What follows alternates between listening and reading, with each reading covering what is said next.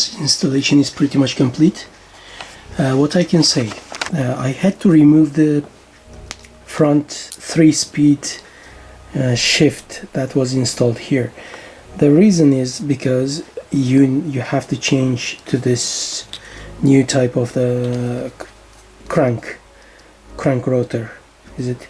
So you have to change it, and the shift is pretty much useless. So this kit allows you to choose between the brake sensors and the brake levers. And you know what? It really doesn't matter if you are going to use the brake sensor or the brake lever, I believe, because pretty much you still wouldn't be allowed, you wouldn't have ability to keep using the speed shift over here, the front one. So you have no choice.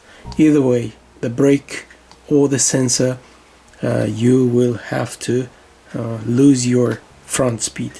That means you can get rid of this thing here, and the lever, I'll show you. This is the left side actually, which is the front. It has 3 speeds, as you can see, 1, 2, 3, and this is useless.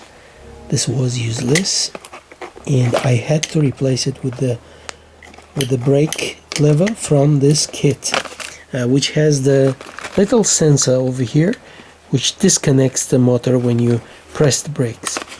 That's it. So this installation now is complete, and we can test it tomorrow because it's already dark outside.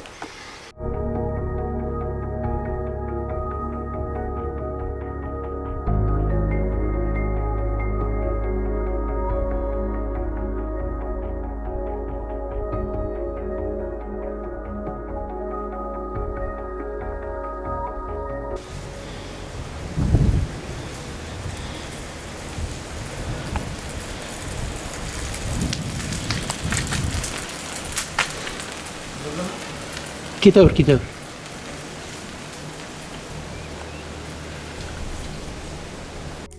So that basically concludes the project. It's running really well.